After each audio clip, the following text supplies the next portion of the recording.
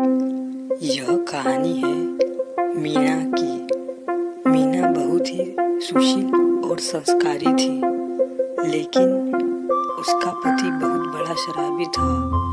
वह कुछ काम नहीं करता और मीना को अक्सर बहुत परेशान करता रहता था। मीना की एक सास भी थी जो कि मीना को हमेशा परेशान करती रहती थी। एक दिन मीना की सास अपने बेटे कल्लू से, अरे कल्लू कल्लू बेटा जल्दी आ, बेटा कल्लू जल्दी आ यहाँ। फिर वहाँ पर कल्लू आ जाता है। हाँ अम्मा आ गया, बताओ क्या बात है। अरे बछुआ कल्लू, मीना को बोलो कि अपने मायके से कुछ पैसे लेकर आ जाए। मीना, ओ मीना रानी। हाँ सासू माँ, मैं आती हूँ। फिर मीना अपनी सासू के पास चली जाती। मायके से पैसे लेकर आ जा। ओ जी, मेरी माँ अक्सर बीमार रहती है और वह बहुत गरीब है। हम कुछ नहीं जानते। हमारी अम्मा ने कई दिस कि पैसे लाओ तो लेकर आना पड़ेगा, नहीं तो निकलो। करमजली, शादी के समय भी दहेज में कुछ नहीं दिया तुमने। जा और जाकर लेकर आ, नहीं तो अपना कदम मत रख। फिर मीना अपने 2 बच्चों के साथ घर से निकल जाती है जंगल की ओर। और इधर कल्लू और बुढ़िया दोनों। करमजली पैसे लाएगी ना? हाँ अम्मा, जरूर लाएगी। चलते चलते यह लोग एक घने जंगल में पहुंच जाते हैं। यहाँ रुक जाते हैं बच्चों, बहुत थक गए हैं। माँ, बहुत भूख लगी है, कुछ खाना है? नहीं, खाने को कुछ नहीं है बेटा। माँ, भूख लगी है, क्या हम भूख से मर जाएंगे? माँ, क्या हम अब घर वापस नहीं जा सकते? बेटा, तुम फिक्र मत करो, मैं तुम्हारे साथ हूँ। दादी और पापा ने हमारे साथ ऐसा क्यों किया माँ? माँ, अब हम कहाँ जाएंगे? इधर घर में एकदम सन्नाटा छाया हुआ था। सब चीजों से अनजान होकर वह बैठे थे। तभी उड़ते उड़ते एक चुड़ैल आ जाती है और वह वहाँ पर रुकती। तुम कौन हो और क्या तुम हमें मारने आई हो? बताओ, तुम कौन हो?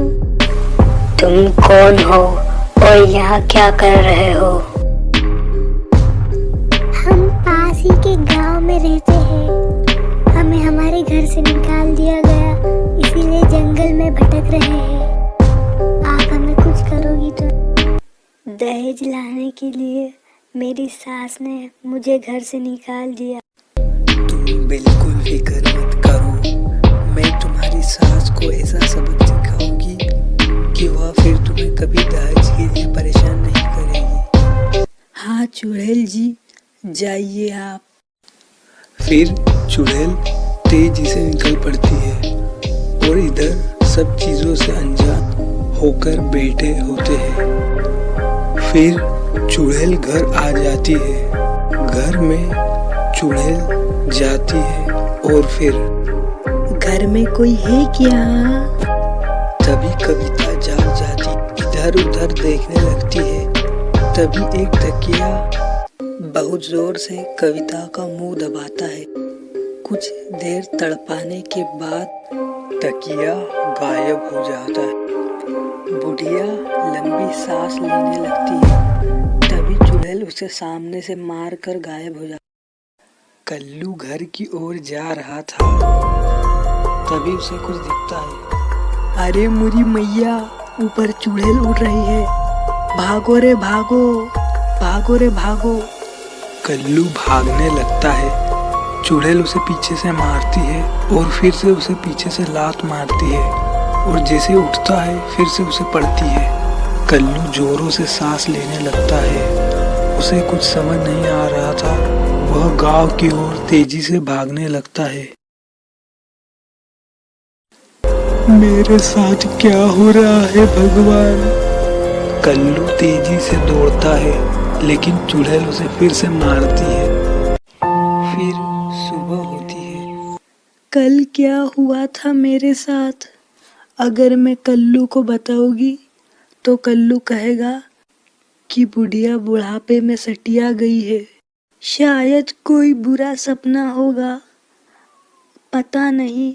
अभी तक मीना भी नहीं आई। करमजली मायके में अच्छा अच्छा खा रही होगी। और इधर कल्लू खुद से ही बातें कर रहा था।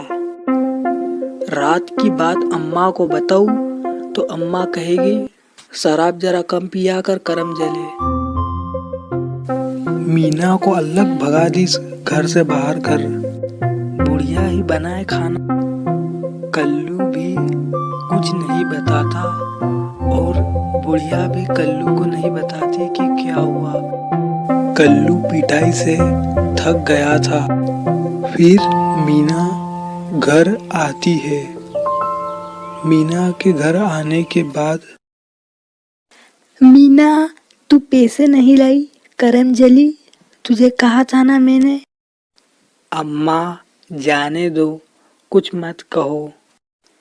नहीं, तुझे कहा था ना मैंने। करमजली पैसे ला, नहीं तो घर में मत आना। माँ जी मुझ पर दया कीजिए, मैं कहाँ से लाऊं इतने पैसे? दहेज भी कितना कम दिया था तेरे माँ बाप ने, और दया क्या करूं मैं तुझ पर, बता। मीना तू यहाँ से चली जा, वरना तेरा क्या हाल करूँगा मैं। जा, निकल जा। आप तो मुझ पर दया कीजिए, मैं कहाँ जाऊंगी? मीना चुड़ैल बनकर बुढ़िया को उल्टा लटका देती है। मुझे छोड़ दे बहू, माफ कर दे बहू, छोड़ दे बहू। पहले वादा करो कि मीना को परेशान नहीं करोगे, और अगर मुझे पता चला कि तुमने मीना को परेशान किया या उस पर थोड़े से भी अत्याचार किए तो मैं आकर तुम्हें जिंदा नहीं छोड़। फिर चुड़ैल उन्हें छोड़ देती है और चुड़ैल उनको समझाने के बाद वहां से उड़ जाती है। फिर दूसरे दिन, बहू मुझे माफ कर दे, अब हम साथ रहेंगे। तुझे कहीं जाने की जरूरत नहीं है, अब हम सुधर गए हैं बहू। नहीं माँ जी, आप माफी मत मांगिए और फिर हम सब अब खुशी से रहेंगे। उस दिन से सब खुशी से रहने लगते हैं। धन्यवाद।